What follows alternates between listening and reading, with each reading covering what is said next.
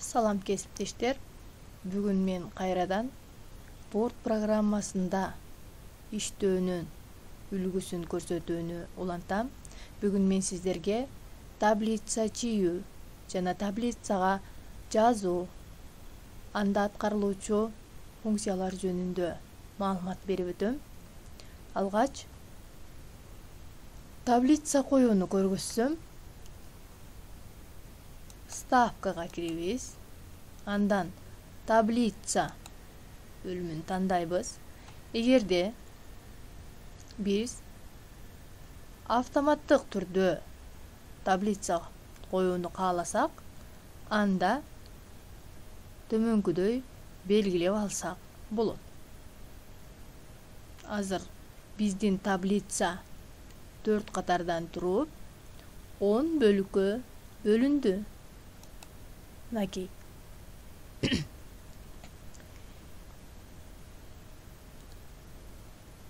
Даяр таблица чийилген соң ага жазсак болот. Тема,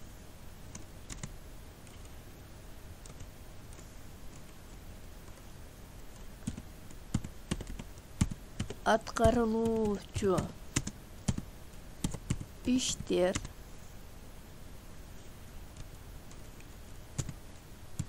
жооптуу,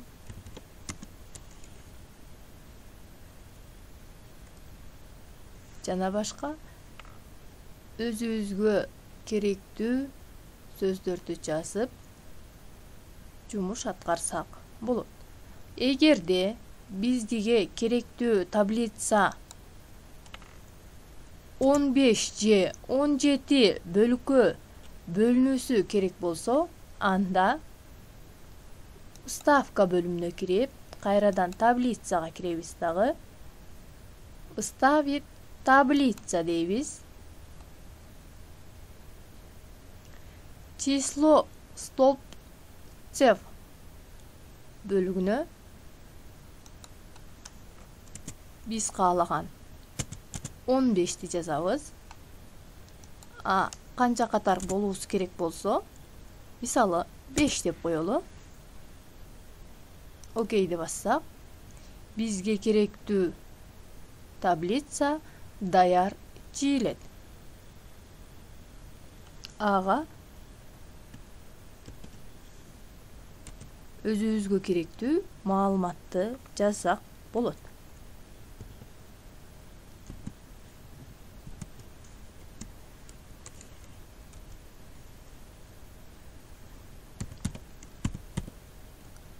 Матем,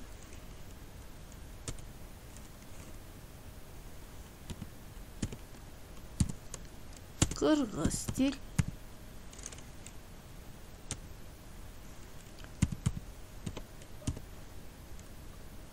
орус тил,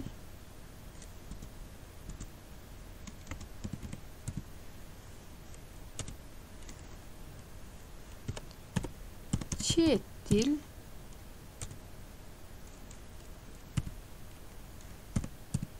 биология, тарых,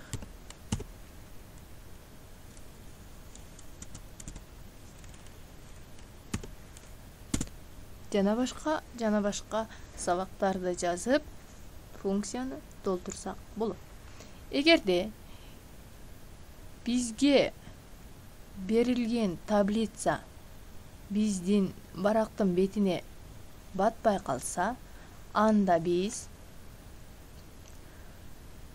разметка страниц бөлүмүнө кирип, ориентация бөлүмүнөн альбомная дегенди тандап койсок болот.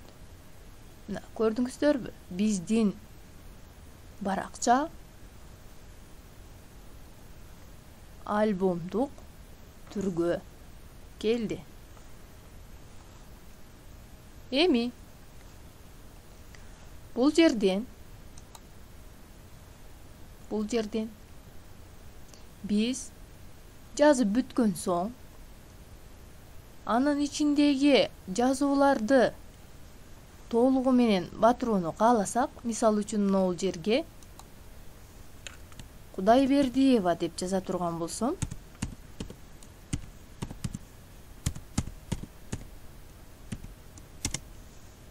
мына ал өзү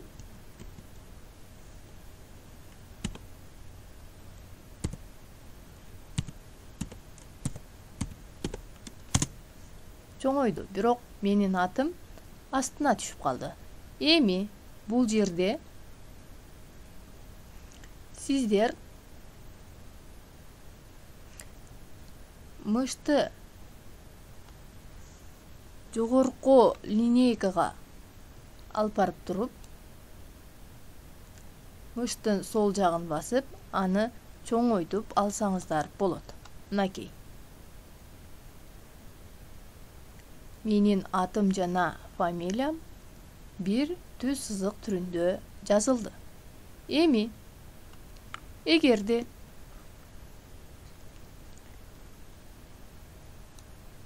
жазуунун абалын, жайгашуу абалын өзгөрткүңүздөр келсе, анда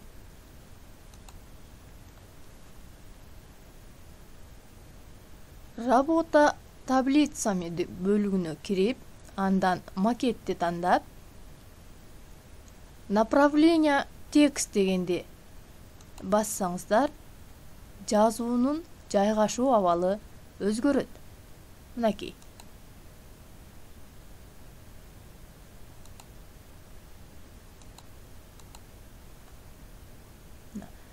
Көрдүңүздөрбү?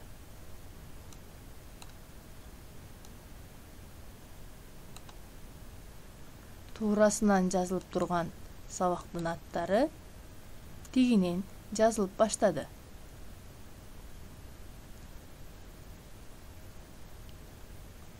Эми бул жерден биз конструктор бөлүмүнөн эмнени аткара алабыз?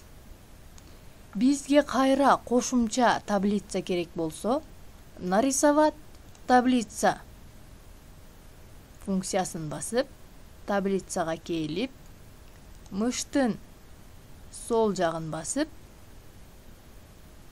кайра таблица кошуп алсак болот. Эгерде бизге таблица керек эмес болуп калса, өчүрүү керек болсо, ластик функциясын басабыз да, аны өчүрүп алсак болот. Мисалы, 0,2 бирөө кылып өзгөртүү керек болсо, мынакей ошол сызыкка алып барып туруп басканда, ал экөөсү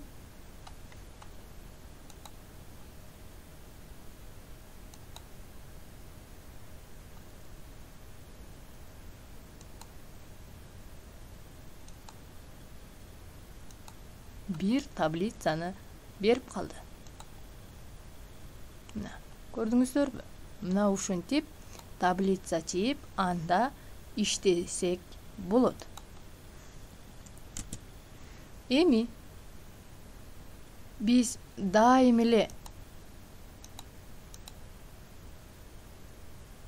текст тергенде биздин клавиатурадан кыргыз тамгалары же болбосо ө, ү, ың тамгалары чыкпайт. Же болбосо жок, орун алган эмес. Аны кантип коюп алабыз? Ставка функциясына киребиз. Символ бөлүгүнө киребиз да, другие символы дегенге киребиз. Андан соң бул жерден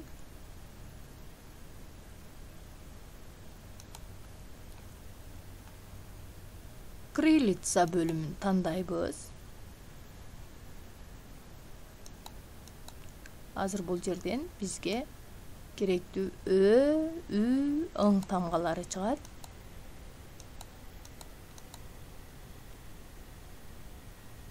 Мына, ың тамгасы. Аны кантип коюп алабыз? Кайра-кайра символго кирип койбош үчүн ың тамгасын басабыз. Сочетание клавиша дейбиз. Андан соң Alt жана N тамгасын басабыз. Назначить дейбиз. Кайрадан Alt жана N тамгасын бассак, бизге ың тамгасы жазылат. Закрыт дейбиз. Эми ушул эле сыяктуу Ö тамгасын кылып алабыз. Мына Ö. Сочетание клавиш. Эми клавиатурадан Alt жана O тамгасын басабыз. Назначить дейбиз. Alt жана O. Закрыт дейбиз. Эми чоң Ö. Чоң Ö'нү жазуу үчүн кайрадан сочетание клавиш. Эми Shift, Alt жана O тамгасын басабыз. Кайрадан назначить. Shift, Alt, O. Закрыт. Мына ушул сыяктуу эле Ü тамгасындагы белгилеп алсак болот. Андан соң биз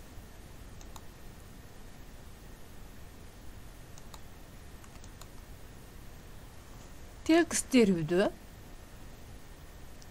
өзүбүз деп жаза турган болсок, мынакей. Alt менен Ü'нү басам. Өзүбүз. Мынакей.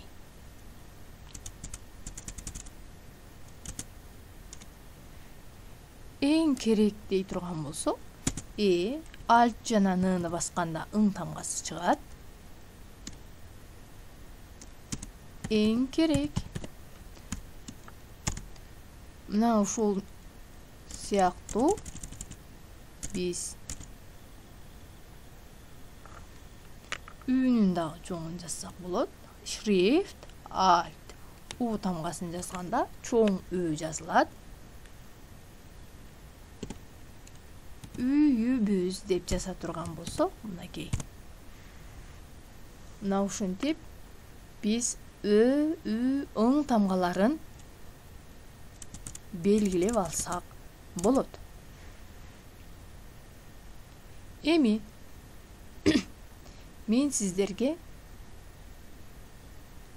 документтин сыртын кооздоону көрсөтө кетейин. Мына разметка страница бөлүмүнө киребиз. Граница страницага киребиз. Рисунокту тандайбыз. Кечээ күнү мен көргөзгөм.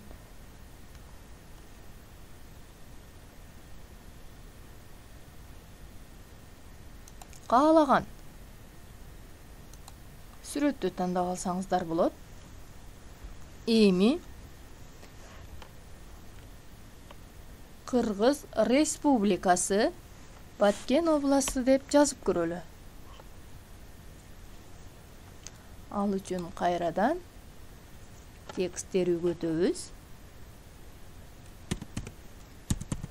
Кыргыз Республикасы,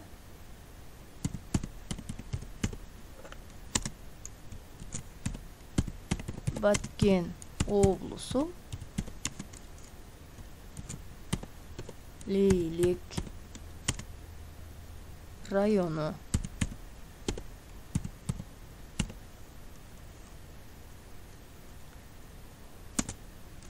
Физика сабагы.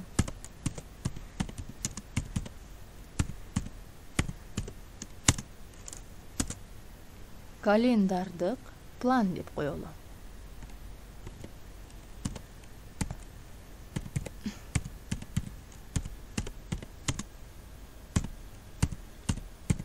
План.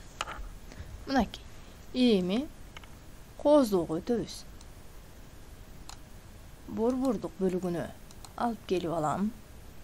Андан соң шрифтин чоңойтом.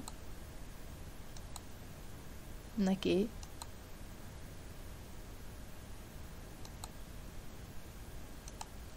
Эми бул жерден календардык план деген сөздү өзгөчө кооздоп жазуу үчүн выставкага киребиз. Word артка киребиз. Каалаган жазуу стилин тандайбыз. Мисал үчүн, муну тандап коелу. Календардык план. Окей. Мына. Биздин жазуубуз бир заматта өзгөрүлдү.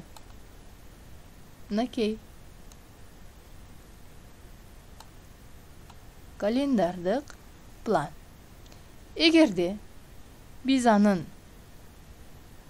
жазылуу стилин өзгөртө турган болсок, же болбосо фигурасын өзгөртө турган болсок, изменить фигурага кирип туруп өзгөртүп алсак болот.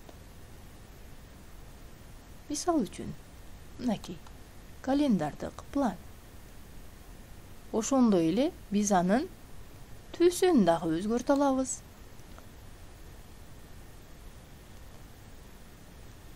Мынакей. Алгач четин өзгөртүп алдым. Андан соң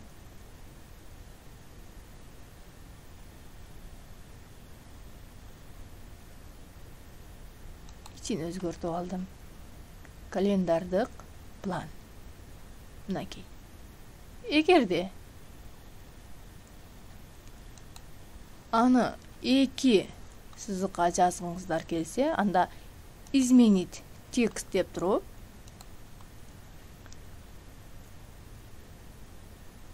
мыш аркылуу курсорду жылдырып план деген сөздү ылдыйга түшүрүп мынтип жазып алсаңыздар болот. Мына календардык план.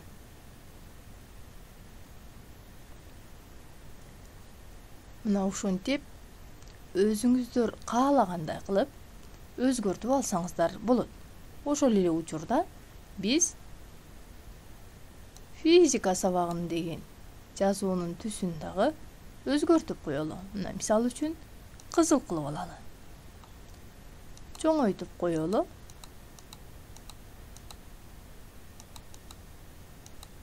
Мына физика сабагы календардык план.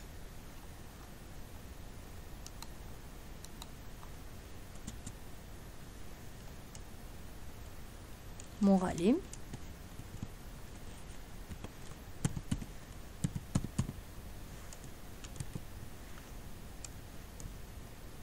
фамилияңыздарды жазып койсоңуздар болот. Ошол эле учурда нол жерде Лелек районунан кийин ар бирибиз өзүбүз иштеген мектептин атын жазсак дагы болот.